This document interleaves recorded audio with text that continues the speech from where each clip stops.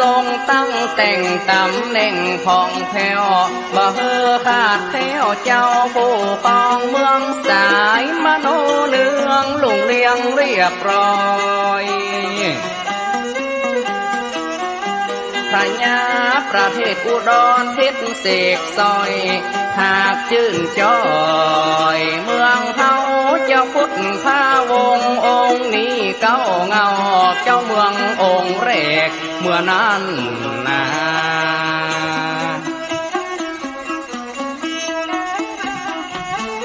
น้อยมหายศสืบเป็นองค์ที่สองตั้นเสือปกครองขันลองเลิศแล้วองค์ที่สามคือเจ้านอกแก้วพัตติยะมานะกำหนุนเจ้าอินตะมูลที่สี่นุนกำเจ้าอาริยนาตีหาจอดจำพันเป็นเพชรน้ำใสดีหกเจ้าหลวงชัยวงศ์ดังอีก็มีเชื่อนอตาวนา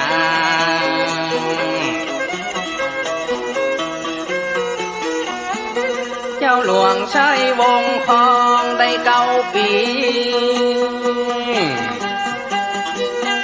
เกิดเหตุบ่พอดีมีกบฏเงียวเป็นละวุ่นเป็นละวายละมัดตะใจแตกเสียวห้องกันนี้เข้าป่าเปียวออกบ้านออกจ้องคนหัวผู้ปองห้องให้ห้ำห้องไปขอกำลังลำปางปกป้องพอเปิ้นมีพร้อมยุดโคกับปะปอนหล่อนถ้าบ่มาช่วยกระตึงจะมวยแน่นอนฝ่ายเมืองละก่อนก็มาช่วยไว้ตักเงี้ยวไล่นีดีบ่เฮือไก่เขาก็ไว้ก็บ่ปิดก็คืนมาไล่เขาออกจากเขตอาณาขอเฮือไก่กาบ่ยังบ่ยังหันกำแพงเมืองโบ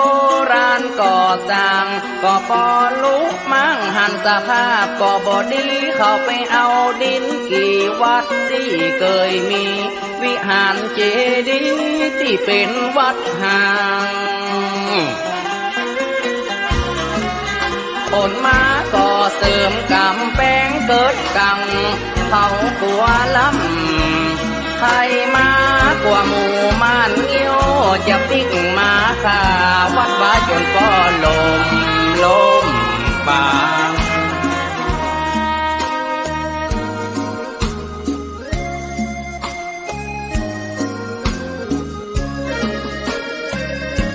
ลิ้วเพลงคำถูกถ้อยคำเข้าถึงจิตใจฟังรายการวิทยุเสียงใสส่งถึงใจไปสู่ปลายนาสารธรรมน้อมนำมองพระศาสดาบอกผู้คนทั่วลาหันมาเข้าวัดฟังธรรมคลื่นเสียงนี้เป็นคลื่นธรรมะจากใจส่งถึงบ้านไกลบ้านไกลฟังได้สุขใจล้ำยามดึกดื่นค่ำคืนมีงานต้องทำเป็นคลื่นสารธรรมเน้นย้ำธรรมะเพื่อนใจเสียงคลื่นธรรมบอกหลักธรรมให้คลายความเหงาฟังเสียงธรรมะเบาเบาบอกเล่าถึงคนบ้านไกลสื่อธรรมะบอกลดละระหว่างด้วยใจสื่อไปถึงสวงในเข้าใจหลักธรรมหลักดีลิ้วเพลงธรรมถ ผูกสัมพันธ์จิตใจร่าเริงฟังสาระธรรมะบันเทิงรื่นเริงในชีวิตยามวันว่างเดินทางไปเยี่ยมสถานีนัดพบกันน้องพี่วันนี้วันดีวันเสาร์สวดมนต์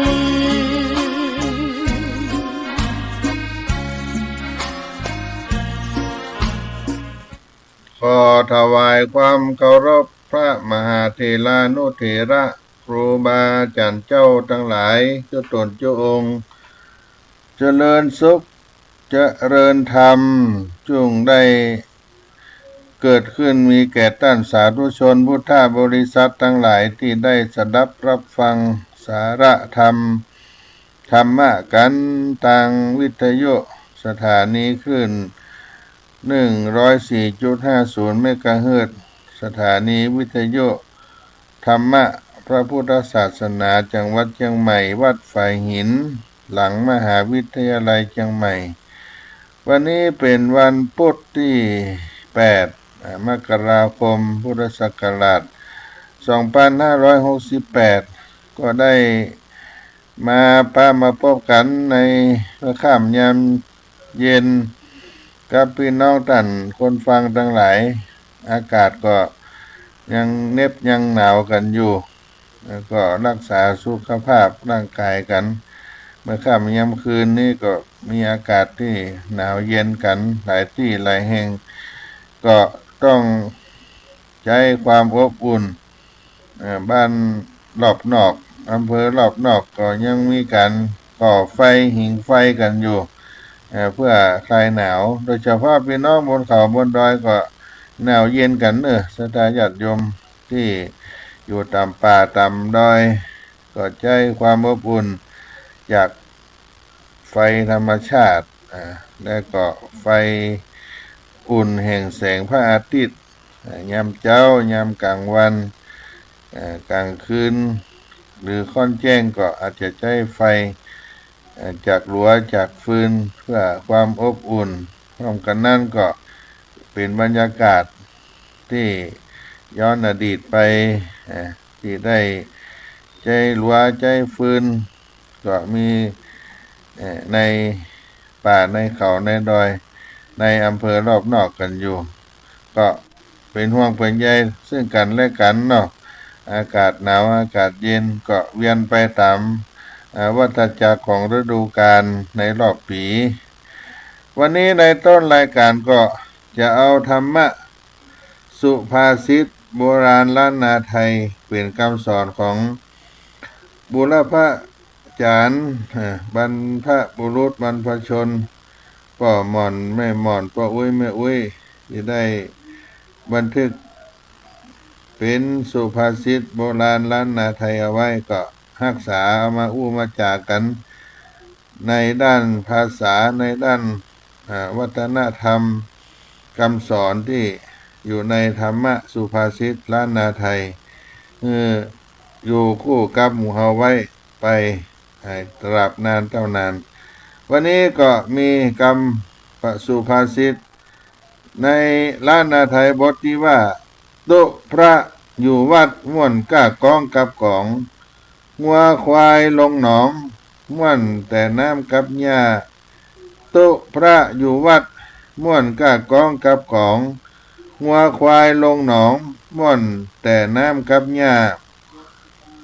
พระเนรอยู่วัดพึงพอใจเสียงก้องเสียงกองงัวควายเมื่อลงน้ำลงหนองก็พึงใจกับน้ำกับหญ้าในความหมายนั้นก็คุ้นเคยหรืออยู่กับสิ่งใดย่อมพอใจกับสิ่งนั้นพระเนรอยู่วัดพึงพอใจเสียงก้องเสียงกองงัวควายเมื่อลงหนองพึงพอใจแต่น้ำกับหญ้าไก่สอนดอกไม้ที่เบ่งบานเป็นที่พึงพอใจกับหมูเพิ่งแมงปู้ปลามอนผู้เพิ่งน้ำอ้อยน้ำตาลก็เป็นที่ชื่นชอบของหมดเรื่องเหล่านี้ก็เป็นเรื่องที่ปรากฏสืบกันมา ความคุ้นเคยกับสิ่งใดย่อมเกิดความพอใจผูกพันกับสิ่งนั้นตามอัตภาพที่เป็นอยู่ซึ่งเป็นสิ่งปกติของมนุษย์โตพระอยู่วัดม่วนกองเมาป๋องงัวควายลงหนองม่วนน้ำเมาหญ้าไก่สอนบุผามาลากลี่ฝุ่งภูมิมาลารื่นรสน้ำอ้อยน้ำตาลม่วนหวานหมูมดผากดสืบหันนานมาเกยได้ม่วนนั้นพึงได้ไฟหาตามอัตตภาโลกาลุ่มใต้โตพระอยู่วัดม่วนกองเมากองวัวควายลงหนองม่วนน้ำเมาหญ้าไก่สอนบุผามาลีกลี่ฝุ่งพรหมมาลารื่นรสน้ำอ้อยน้ำตาลม่วนหวานหมูมดผากดสืบหันนานมาเกยใดม่วนนั้นเปิงใจไฟหาตามอัตตภาโลกาลุ่มใต้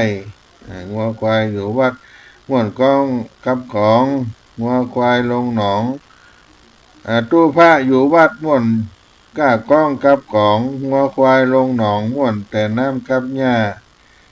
ก็เป็นสุภาษิตนำเอามาปั่นฝากพี่น้องกัน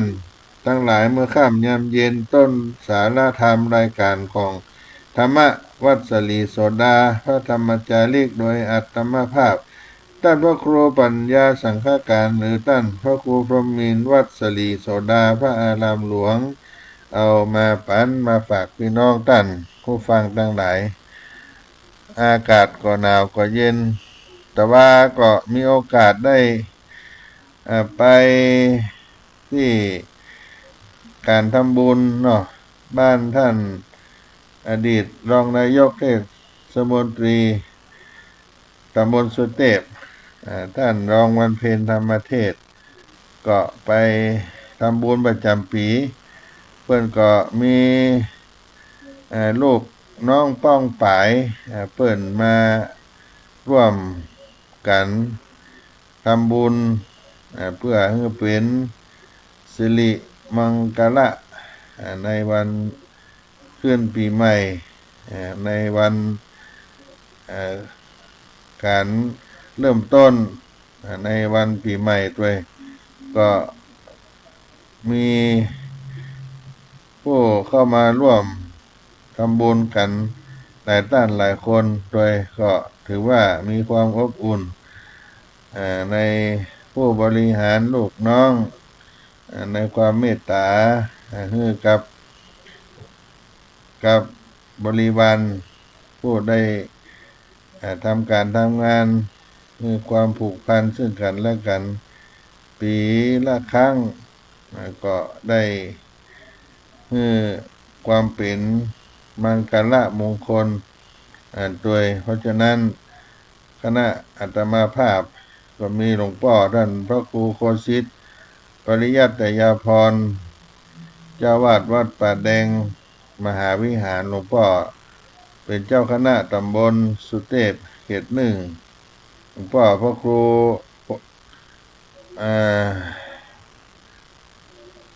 วัดวังสิงคำนะครับท่านรองเจ้าคณะอำเภอเมืองเชียงใหม่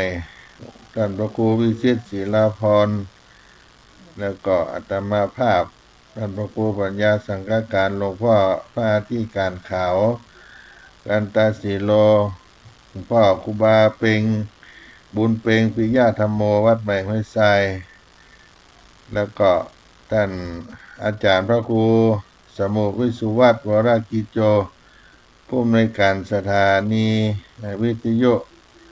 วัดฝ่ายหินก็ไปร่วมกันแต่ท่านอาจารย์ก็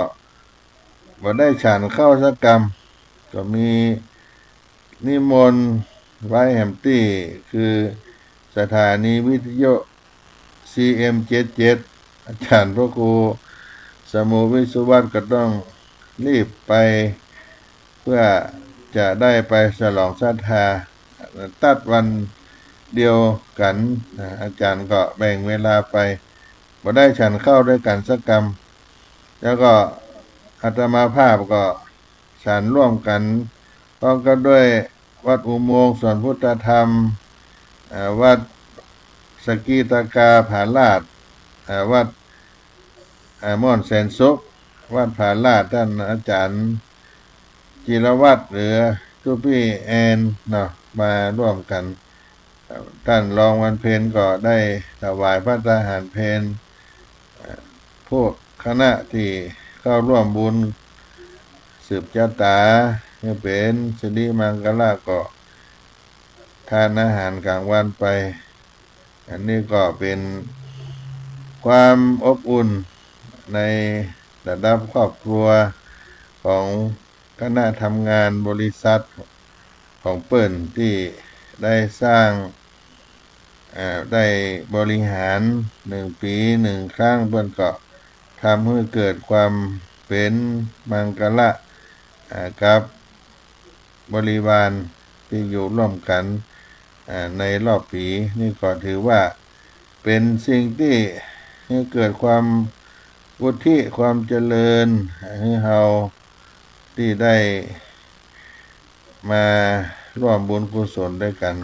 เพราะฉะนั้นพี่น้องท่านสาธุชนทั้งหลาย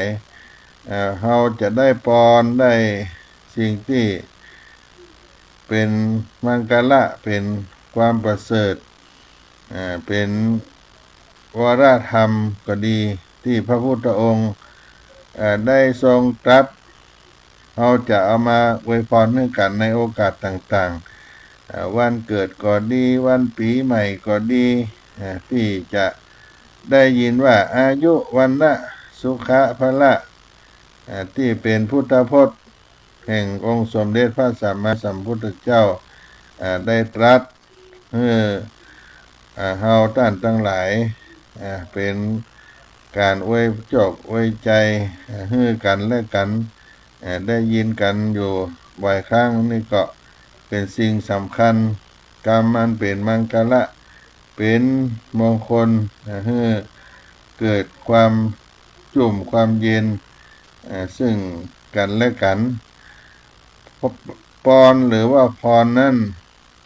หรือว่าจตุรพิธพรชัยทั้ง4 ประการที่ได้กล่าวไปอายุวันนะสุขภละอายุคืออันหยังคำว่าอายุก็ยุ่งอีกแล้วจะโอ้กันเรื่องถ้อยคำเรื่องกรรมโจกกรรมปอนอายุก็เป็นสิ่งที่เฮาท่านทั้งหลายได้ขึ้นมาเพิ่มขึ้นมาวันเวลาที่เกิดขึ้นผ่านพ้นไปในรอบปีกว่าปีเฮาได้ผ่านพ้นในวิถีชีวิตมีอายุเพิ่มขึ้นมีการเวลาที่เฮาได้ใช้ชีวิตผ่านพ้นไปในรอบปี1 ปีเฮาก็ได้มีโอกาสมาปั่นปอนมาให้โอกาสที่ดีซึ่งกันและกันพี่น้องท่านสาธุชนที่ได้ผ่านเวลากาลวันเวลาที่ครบปีครบพ้นไปใน1 ปีก็มาอำนวยอวยพรให้ซึ่งกันและกันอายุวันโนสุขังพลังมีอายุมั่นขวัญยืนนี่เป็นสาระธรรมปันโจกปันใจให้กับญาติมิตรสหายมิตรแก้วสหายคำอายุผ่านพ้นข้ามล่วงพ้นไป1 ปีกว่าปีเป็นสิ่งที่เราจะได้ทบทวนวันเวลาทั้งหลายที่เราจะได้ทำสิ่งที่เป็นคุณงามความดีให้เกิดขึ้นกับเราเกิดขึ้นกับครอบครัวไปในอนาคตต่อไปอายุวันโนสุขังพลังอภิวาทนะสีลิสานิจังวุธาปจายโนจัตตาโลธรรมาวัฏันติอายุวันโนสุขังพลัง เป็นกำปอนอายุก็ให้มีสุขภาพแข็งแรงมีชีวิตที่ดีอายุมั่นขวัญยืนมีวรรณะให้มีสวยสดงดงามมีชื่อมีเสียงความสำเร็จสมปรารถนามีสุขะมีความสุขกายสุขใจแล้วก็พละกำลังทั้งกำลังใจกำลังกายกำลังทรัพย์ให้เกิดขึ้นกับเฮาเป็นปอนทั้งสี่ประการแล้วก็เอามาปั่นเอามามอบมาอู้ซึ่งกันและกัน เพราะฉะนั้นคำว่าปอนก็เป็นสิ่งที่ประเสริฐเป็นสิ่งที่เป็นมงคลของเฮาท่านทั้งหลายแล้วก็ที่เฮาท่านทั้งหลายได้ทำได้อธิษฐานให้ความสุขความเจริญก็จะเกิดปอนทั้งสี่ประการให้เฮาได้มีความเจริญรุ่งเรืองในวิถีชีวิตได้มีอายุได้มีความสุขความสบายแล้วก็ได้วรรณะมีสง่าราศีมีความสุขประคับข้องมีสุขภาพแข็งแรงทั้งสี่ประการนี้เป็นอายุวรรณะสุขภละ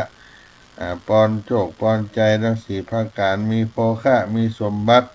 เพิ่มขึ้นมาก็เป็นเบญจพิตรพรให้ความปรารถนาของเฮานั้นได้สมความมุ่งมั่นปรารถนาความปรารถนาที่ดีที่งามตั้งจิตที่ดีต่อกันตั้งจิตที่ด้วยไมตรีจิตให้กันและกันก็จะทราบซึ้งในสิ่งที่เราได้อำนวยอวยโจกอวยพรให้กันช่วงเจ้าก็ดีญาติโยมได้มีโอกาสได้ใส่บาตรได้ฮื้อตาลเนี่ยเป็นวันเริ่มต้นที่ดีมีการฮื้อตาลเหล่านี้เป็นต้นความงดงามเนี่ยที่เกิดขึ้นสังเกตดูว่าอย่างวัดสลีโสดาพระอารามหลวงจังหวัดเชียงใหม่เนี่ยญาติโยมได้มีพุทธศาสนิกชนมาร่วมทำบุญทุกเจ้าเพราะว่าวันโอกาสใดๆเราจะหันภาพที่สวยสดงดงามเป็นขนบธรรมเนียมอันโดดเด่นของเจ้าพุทธคือการใส่บาตรเพื่อเป็นมงคลแต่เช้าตรู่ภาพพระสงฆ์สามเณรเรียงรายกันลงออกจากวัดสลีโสดาไปที่ขวางอนุสาวรีย์ครูบาเจ้าสลีวิจัยไปถึงหน้ามหาวิทยาลัยเชียงใหม่ก็เป็นภาพที่ติดตึงตราใจของคนทั่วโลกได้มาร่วมใส่บาตรเพราะว่าการทำบุญตักบาตรมีคุณมีคุณประโยชน์มากมายญาติโยมประการที่หนึ่งได้รับอานิสงส์อยู่5ประการที่พระพุทธองค์ได้ตรัสไว้เป็นที่ฮักแก่คนทั้งหลายเป็นคนดีมีปัญญาคนดีมีปัญญาชอบคบค้าสมาคมด้วยก็จะมีชื่อมีเสียงอันที่ดีที่งามเพราะได้ทำเป็นมงคลเริ่มต้นชีวิตเป็นผู้บ่ได้ห่างไกลธรรมและก็จะได้เข้าสู่สุคติโลกสวรรค์เมื่อม้างปัญจขันธ์ทั้ง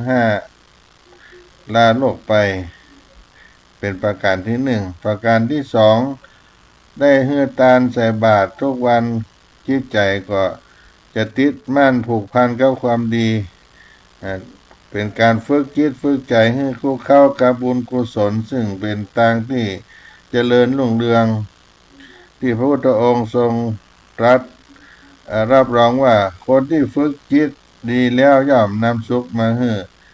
เมื่อตื่นขึ้นมาสิ่งแรกที่จะนึกถึงก็คือเขาจะเสาะจะหาได้มาใส่บาตรให้พระสังฆเจ้าได้ฉันได้บริโภคสืบทอดอายุพระพุทธศาสนานี่ก็เป็นสังฆานุสติเป็นการระลึกถึงพระสงฆ์ และเป็นจากานุสตินึกถึงสิ่งที่จะนำของมาใส่บาตรให้พระสังฆเจ้าพระภิกษุสามเณรเป็นบุญการเจริญกรรมฐานสองกองด้วยกันสังฆานุสติจาคานุสติประการที่สามก็เป็นการลดความตนีทีเหนียวบรรเทาความเห็นแก่ตัวสร้างใจให้เป็นสุขสร้างสังคมให้ร่มเย็นเป้าหมายหลักของการให้ตามที่พระพุทธเจ้าได้ตรัสก็คือกำจัดความตนีมุ่งสู่ความดีความเสียสละประการที่สี่เป็นการต่อบุญต่อลาภะให้กับตัวเก่าให้กับตนเองเพราะว่าการใส่บาตรเป็นการเสริมทานบารมีเป็นการสร้างทางแห่งความมั่งคั่งร่ำรวยและความคล่องตัวในโลกยิ่งทำทุกวันกุศลก็ยิ่งส่งผลต่อเนื่องจนสามารถหลีกพ้นความยากจนได้ด้วยถาวรประการที่ห้าการให้ทานทำบุญใส่บาตรหยาดน้ำอุทิศส่วนกุศลก็เป็นการสร้างกุศลให้แก่บุคคลนั้นที่เป็นที่ฮักของเฮาด้วยแผ่บุญให้กับผู้ที่ล่วงลับไปแสดงความกตัญญูต่อผู้มีพระคุณก็เป็นประการที่ห้าประการที่หกเป็นการรักษาขนบธรรมเนียมประเพณีวัฒนธรรมมันดีงามเอาไว้เพื่อความงดงามมีเสน่ห์เป็นเอกลักษณ์ของพุทธศาสนาเจ้าพุทธชาวไทยของเฮาประการที่เจ็ดก็เป็นแบบอย่างต่อการสร้างความดีต่ออนุชนคนรุ่นภายหลังมาสืบลูกสืบหลานต่อไปถ้าเราทำเป็นตัวอย่างคนอนุชนได้หู้ได้หันก็มีตัวอย่างที่ดีจะกล้าทำในสิ่งที่ดีที่งามสืบไปและวัฒนธรรมประเพณีของเราก็จะไม่ได้สูญหายไปประการที่แปดนี่สำคัญเป็นการสืบต่ออายุพุทธศาสนาพระภิกษุสามเณรอาศัยอยู่ด้วยการบิณฑบาตเลี้ยงชีพถ้าบ่มีผู้ใดเฮือทานใส่บาตรเฮือทานพระตาหารข้าวน้ำก็จะดำรงคงชีพอยู่ยากพระพุทธศาสนาก็มีไผ่ช่วยดูแลรักษาและศึกษาน้ำธรรมคำสอนก็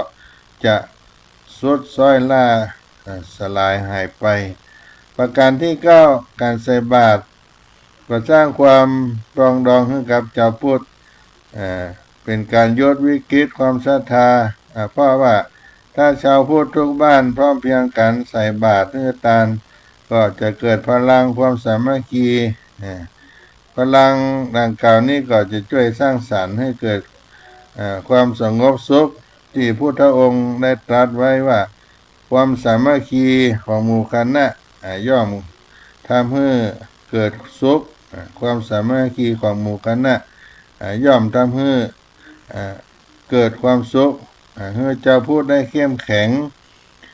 จะสร้างกรอบอันดีงามให้พระภิกษุสามเณรอยู่ในหลักธรรมคำสอนขององค์สมเด็จพระสัมมาสัมพุทธเจ้าก็มีความสมานสามัคคีกันดังที่เป็นอานิสงส์ในการได้ให้ทานใส่บาตรหยาดน้ำยามเจ้าเป็นต้นความพร้อมเพรียงของหมู่คณะก็จะเกิดขึ้นเป็นภาพพจน์ที่ดีที่งามให้กับเจ้าพูดของเฮาความพร้อมเพรียงทั้งหลายเป็นสิ่งที่ญาติโยมได้หันแล้วมีความประทับอกประทับใจมีความสามัคคีก็จะมีความสุขเกิดขึ้นอันนี้ก็เป็นสิ่งที่พระพุทธองค์ได้ตรัสไว้ด้วยที่ใดมีความสามัคคีที่นั่นก็มีความสุขความเจริญที่พระพุทธองค์ได้สรรเสริญความพร้อมเพรียงของหมู่คณะได้ตรัสกล่าวไว้ก็นำเอามาอู้มาจ่าเล่าอู้สู่กันฟังครับ พี่น้องท่านสาธุชนในช่วงต้นรายการนี้กันเนาะก็ได้รับฟังสาระเสียงธรรมเอามาปั่นมาฝากพักรายการกันสักกำก่อนเนาะ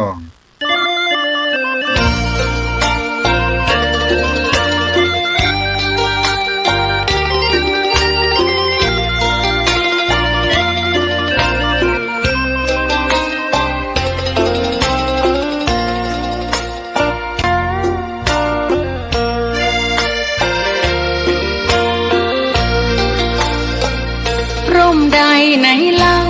จะเย็นเท่าร่มโพธิ์ทองทั่วลาศรัทธายกย่องร่มของพุทธศาสนา ยิ่งกว่าร่มใดกันแดดไฟฝนลมหน้าหนาแผ่กิ่งก้านสาขาปกคลุมประชาทุกชีวิตเย็นใดไหนเล่าจะเทียมเท่าเย็นใจพระธรรมที่ทรงตรัสไว้เป็นความจริงใสตรัสไว้ด้วยดีผู้ทำเห็นเองไม่จำกัดการเวลานาทีผิดถูกแก้กันตรงนี้จะไม่มีเรื่องราวก่อกวนพุทธศาสนาเชื่อมมากับเมืองสยามวัดบ้านโรงเรียนเขตข้ามปฏิบัติตามแม่ยามเรรวนคิดทำสิ่งใดเป็นไปเพื่อประโยชน์ทั้งมวลทำดีละสิ่งยั่วยวนขนึงครวญทางสายกลางชนะในเล่าจะเทียมเท่าชนะตนยิ่งใหญ่ในทุกแห่งหนยิ่งกว่าชนะคนในสงครามไม่มีกลับแพ้ไม่มีเรื่องแย่มาลุกลามประพฤติปฏิบัติตามองค์สัมมาสัมพุทธเจ้า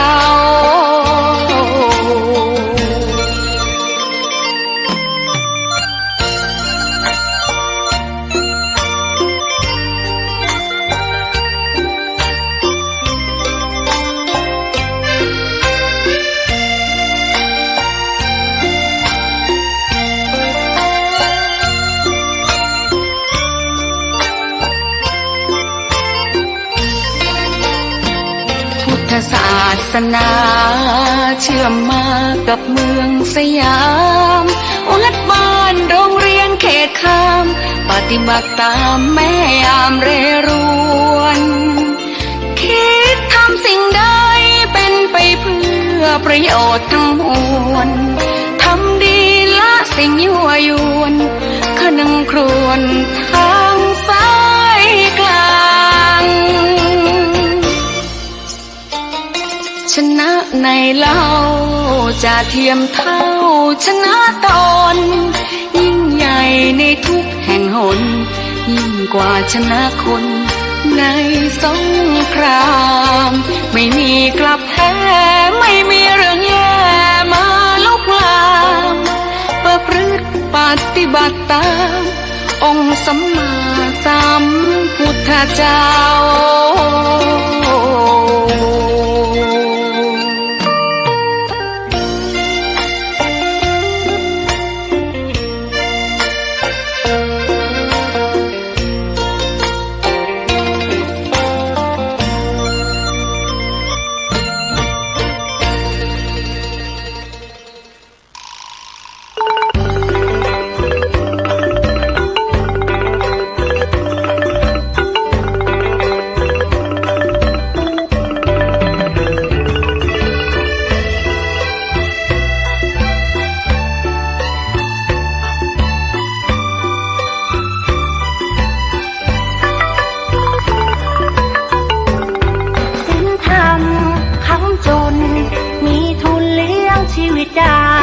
ไม่ฟุ้งเฟ้อเกินไปไม่หลงไหลไม่สูงสิงน้ำทิพย์มุ่งกระทา ทำให้จริงทำอะไรทำให้จริงพระธรรมไม่ทิ้งผู้ประพฤติธรรมศีลธรรมคำจุนหมุนทวนกระแสหัวใจแหวกว่ายสายทานไหลฟื้นเอาไว้น้ำแห่งกรรมตื่นเถิดชาวพุทธช่วยกันหยุดลัทธิอธรรมทำดีต้องรีบทำทำดีต้องรีบทำชีวิตเพลียงพล้ำจะทำไม่ทันศีลธรรมคำจุนโลกหายเศร้าโศกหายโรคภัยหายเคราะห์เสนียดจันไรอยู่อย่างไม่หวาดหวั่นพัฒนาจิตคิดปัจจุบันให้รู้เท่าทันเรื่องร้ายเรื่องดีความชั่วใดๆอย่าให้มาเป็นใหญ่อย่าให้มาข่มขีรวมแรงรวมใจกล้าหาญฝึกตนทุกด้านสร้างบารมีคัดค้านสิ่งไม่ดีชดใช้หนี้เวรกรรมบุญคุณทดแทนความแค้นต้องให้อภัยผิดพลาดต้องแก้ไขไม่ถือว่าใครเป็นศัตรูบูรพาคณาจารย์ท่านอาจหารไม่มีใครสู้ดินกลบหน้าให้ทุกคนดูดินกลบหน้าให้ทุกคนดูสูงสุดคืนสู่สามัญ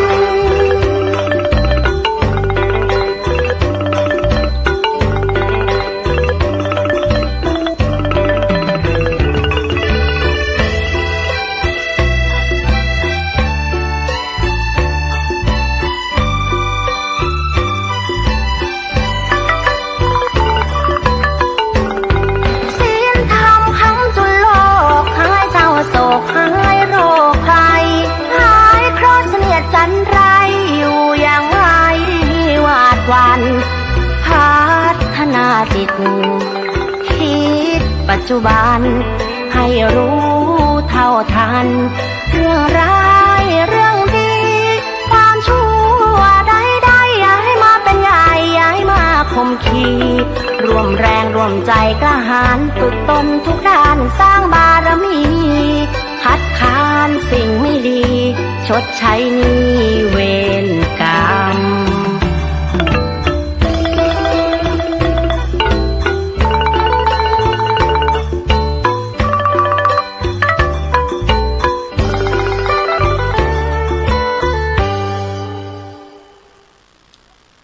สอ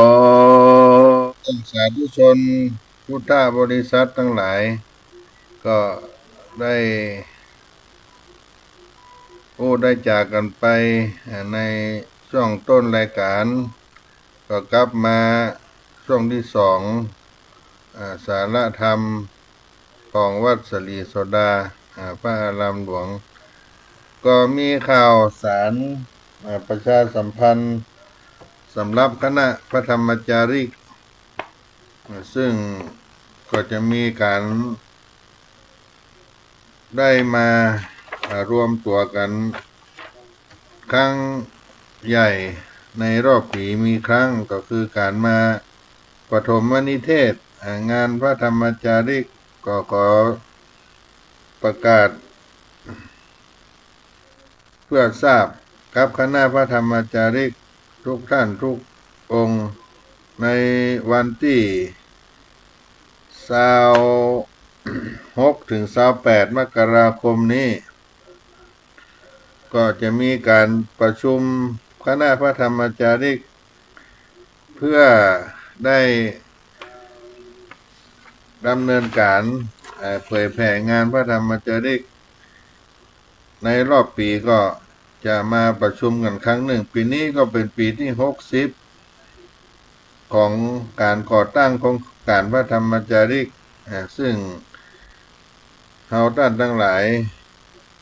เป็นพระธรรมจาริกที่อยู่กับพี่น้องถิ่นทุรกันดารพี่น้องเจ้าเขาพี่น้องราษฎรบนพื้นที่สูงทั่วภาคเหนือหรือภาคเหนือตอนล่างภาคกลางตอนบนก็จะได้มาประชุม มารวมตัวกันเพราะฉะนั้นระหว่างวันที่26ถึง28ก็ขอพระธรรมจาริกทุกรูปจงได้มาพร้อมเพรียงกันหน้าวัดสลีโสดาพระอารามหลวงจังหวัดเชียงใหม่ก็จะมีการได้ถวายการต้อนรับเจ้าคณะใหญ่หนเหนือและตลอดถึงพระเถรานุเถระครูบาอาจารย์เจ้าทั้งหลายซึ่งมีเจ้าพระคุณสมเด็จพระมหาธีราจารย์เจ้าคณะใหญ่หนเหนือกรรมการมหาเถรสมาคมมาเป็นประธานเปิดการปฐมมนิเทศคณะพระธรรมจาริกพระเดชพระคุณพระธรรมวชิราธิบดีประธานคณะพระธรรมจาริกตลอดถึงคณะพระธรรมจาริกทั้งหลายก็จะได้มาปฐมนิเทศกันตลอดถึงกรมพัฒนาสังคมและสวัสดิการได้ร่วมกับคณะพระธรรมจาริกเข้ามาในปีนี้ก็เป็นปีที่60ละก็ขอย้ำครับพี่น้องท่านคณะธรรมจาริกทั้งหลายเนอะวันที่26ถึง28มกราคมเราจะมีกิจกรรมในการมาปฐมนิเทศทำความสามัคคีให้เกิดขึ้นกับหมู่คณะได้รับนโยบายการเผยแผ่งานพระพุทธศาสนาหน้าวัดสลีโสดาพระอารามหลวงจังหวัดเชียงใหม่ที่จะมาถึงในเดือนมกราคมปลายเดือนนี้26ถึง28มกราคมพุทธศักราช2568ก็เปล่าเอิ้นประชาสัมพันธ์กับพี่น้องคณะพระธรรมจาริกทุกๆโรคได้มาโดยพร้อมเพรียงกันทุกปีเฮาก็บ่ฮื้อขาดสายงานกายเผยแพร่พระพุทธศาสนาก็จะมารวมกันหน้าวัดสลีโสดาพระอารามหลวงแห่งนี้บรรดาญาติโยมทั้งหลายผู้ใดมีความประสงค์ที่จะถวายการต้อนรับเป็นเจ้าภาพถวายภัตตาหารเจ้าภัตตาหารเพลและก่อน้ำปานะตั้งโรงทานต้อนรับพี่น้องที่มาจากบนดอยระหว่างวันที่26ถึง28ก็มาติดต่อที่วัดสลีโสดาพระอารามหลวงได้ถวายภัตตาหารเจ้าภัตตาหารเพลน้ำปานะในการมาปฐมนิเทศประชุมงานเผยแผ่พระพุทธศาสนาแก่เจ้าเขาอันนี้ก็เป็นงานใหญ่ที่คณะพระธรรมจาริกท่านทั้งหลายจะได้มารวมตัวกันศรัทธาสาธุชนพุทธบริษัททุกปีก็มีเมตตาการสร้างบุญให้ทานแก่กับพระธรรมจาริกเฮาที่ได้เดินทางมาเพราะฉะนั้นก็ขอเปล่าเอิ้นเชิญชวนพี่น้องท่านทั้งหลายที่ได้มีโอกาสมีเวลาขึ้นมาสนับสนุนการเผยแผ่งานพระพุทธศาสนาให้แก่คณะพระธรรมจาริกผู้ได้ปิดทองหลังพระเผยแผ่งานพระพุทธศาสนาในบนเขาบนดอยมาในรอบปีก็จะมาประชุมมารวมตัวกันครั้งหนึ่งเพื่อให้ได้รับนโยบายได้พบสหธรรมที่ได้ทำงานร่วมกันในโครงการพระธรรมจาริกก็ข ขอเมตตาธรรมจากญาติโยมทั้งหลายมีโอกาสได้มาร่วมสนับสนุนต่อพระเผยแผ่พระพุทธศาสนาแก่พี่น้องเจ้าเขาในระหว่างวันที่26ถึง28แต่เปิ้นก็ต้องลงมาวันที่25กันแล้วญาติโยมมาฮือกินฮือทานสร้างบุญสร้างบารมีเสริมดวงชะตาชีวิตของเฮาฮือได้เจริญรุ่งเรืองได้ทำนุบำรุงพระพุทธศาสนาก็น้อมเชิญกันเข้ามาร่วมบุญกับคณะพระธรรมจาริกประมาณ300รูปแล้วก็ลูกศิษย์ลูกหาตัวที่ตามลำตัวผู้มีเกียรติที่จะมาร่วมงานก็อยู่ในราว300-400รูปคนเนาะถึงพระเนนที่อยู่วัดศรีโสดานี่ก็คงเก่งค่อนปันบุญนะเนอญาติโยมก็บอกกันเป็นเบื้องต้นนี้ก่อนได้มาจุ่มนุมกันตั้งแต่วันที่26ถึง28เป็นการปฐมนิเทศแต่ก็จะต้องเดินทางลงมาตั้งแต่วันที่25มกราคม2568ที่จะมาถึงนี้เนาะ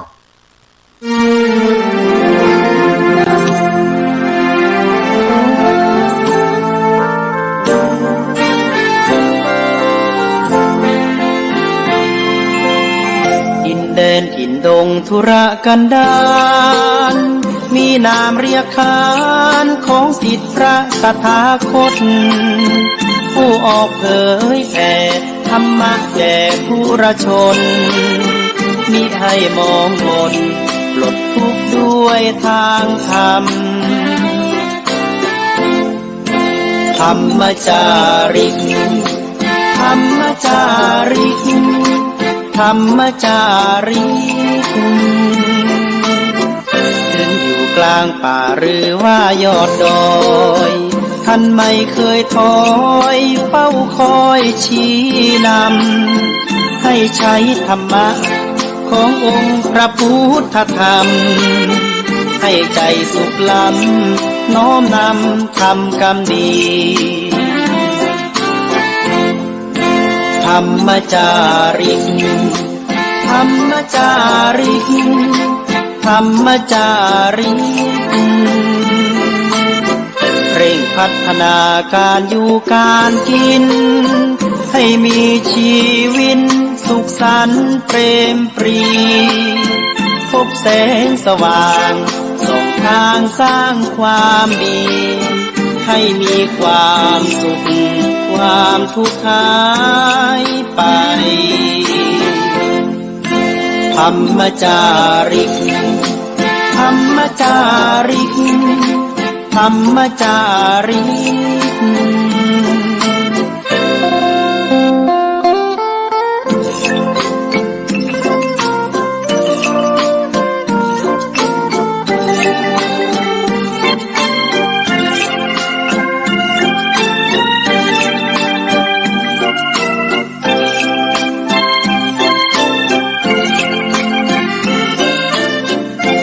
พัฒนาการอยู่การกินให้มีชีวิตสุขสันต์เปรมปรีพบแสงสว่างส่องทางสร้างความดีให้มีความสุขความทุกข์หายไปธรรมจาริกธรรมจาริกธรรมจาริกธรรมจาริกธรรมจาริกธรรมจาริกธรรมจาริกก็น้อมเจิญพุทธศาสนิกชนทั้งหลายได้มาร่วมบุญร่วมกุศลได้สร้างบุญบารมีถวายภัตตาหารแก่คณะพระธรรมจาริกที่ได้เดินทางลงมาระหว่างวันที่26ถึงวันที่28ที่จะมีการปฐมนิเทศ ปฐมนิเทศการเผยแผ่งานพระพุทธศาสนา ก็นำเจิญบรรดาท่านพุทธศาสนิกชนทั้งหลายมีโอกาสได้มา ถวายข้าวป่าอาหารแก่พระสงฆ์พระธรรมจารีกที่เพิ่นได้เดินทางมาจากบนเขาบนดอยปีหนึ่งก็จะมีครั้งหนึ่งได้มีโอกาสได้มาถวายภัตตาหารหรือว่าจะมาถวายน้ำปานะร่วมด้วยก็ได้ซึ่งจะอยู่กันไปหลายวันอยู่กันไปหลายมื้อหลายวันที่ในวัดสลีโสดาพระอารามหลวงแห่งนี้เพราะฉะนั้นการที่พระเจ้าพระสงฆ์ได้เป็นผู้เผยแผ่งานพระพุทธศาสนาเปิดได้ลงมาก็เป็นโอกาสบุญที่ญาติโยมจะมีโอกาสได้สร้าง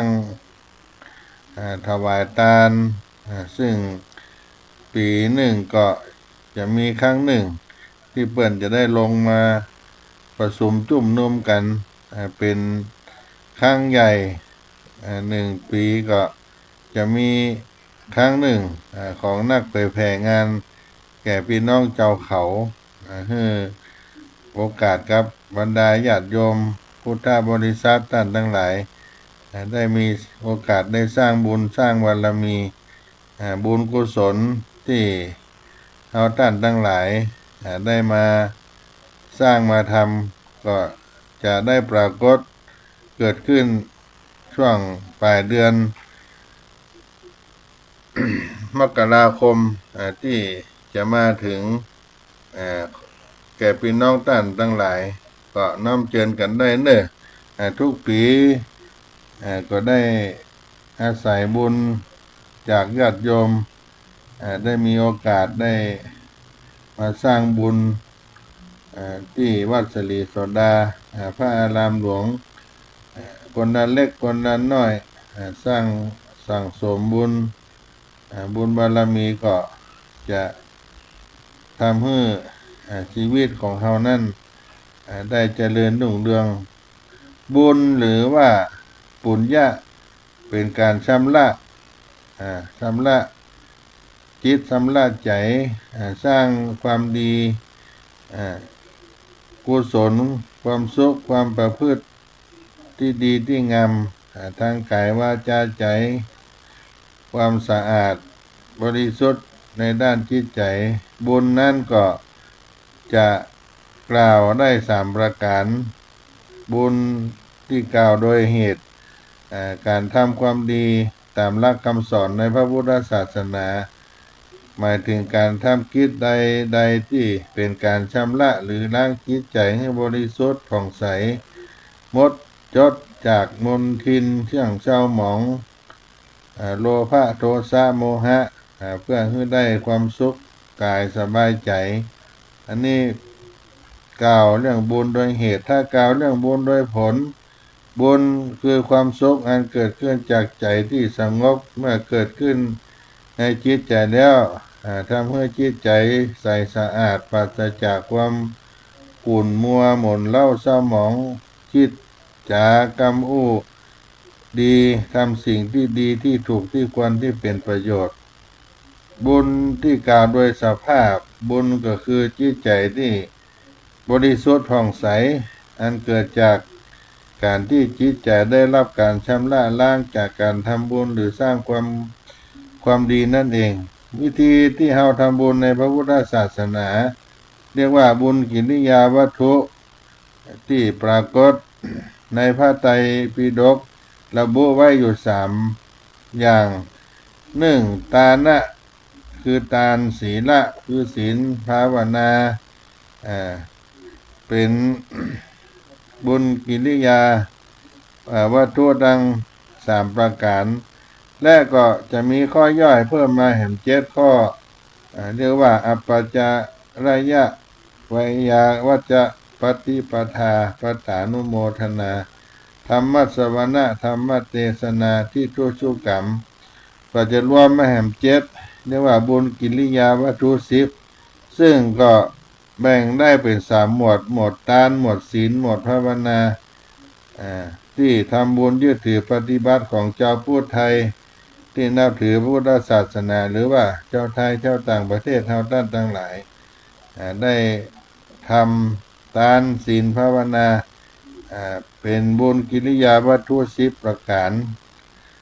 สร้างกุศลในคุณงามความดีถ้าเราได้ทำบุญเพื่อรักษาอริยประเพณีอันดีงามและก็เราทำบุญด้วยปกติที่เราทำกันมาด้วยประจำได้ให้อมิสทานได้ทานด้วยสิ่งของต่างๆนานาได้ให้ธรรมทานก็ดีให้ความรู้สิ่งตั้งหลายตั้งปวงที่เป็นธรรมะก็ดีวิชาวิทยาทานต่างๆเป็นคุณธรรมนำรู้รู้จักบาปบุญคุณโทษได้ละชั่วประพฤติดี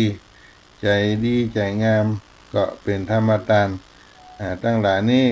ก็จะ เกิด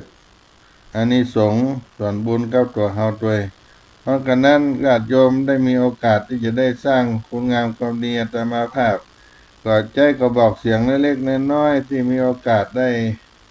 มามาพบกับพี่น้องท่านผู้ฟังทั้งหลายในเมื่อค่ำยามเย็นในวันนี้ในเบื้องต้นที่ได้ประชาสัมพันธ์กันไปว่าจะมีการมาปฐมนิเทศการเผยแผ่งานพระพุทธศาสนาแก่เจ้าเขาเรียกว่าคณะพระธรรมจาริกพระสงฆ์ที่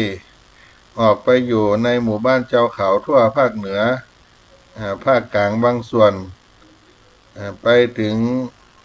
กาญจนบุรีเพชรบูรณ์สุโขทัยอุทัยธานีกำแพงเพชรเหล่านี้เป็นต้นที่มีหมู่บ้านเจ้าเขาอยู่เพิ่นจะได้ลงมาที่วัดสลีโสดาพระอารามหลวงจังหวัดเชียงใหม่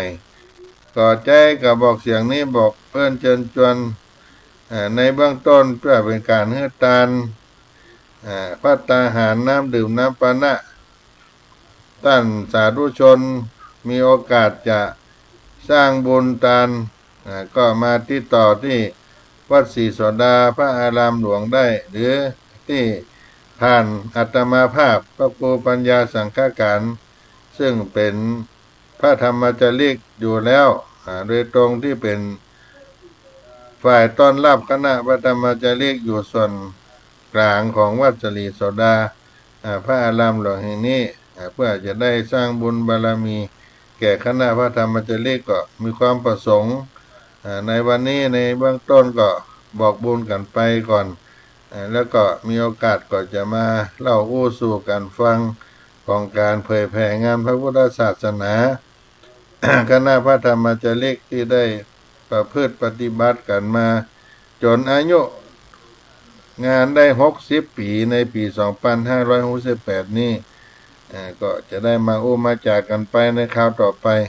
วันนี้ก็ขอลำลารายการไปก่อนก็จะหมดเวลา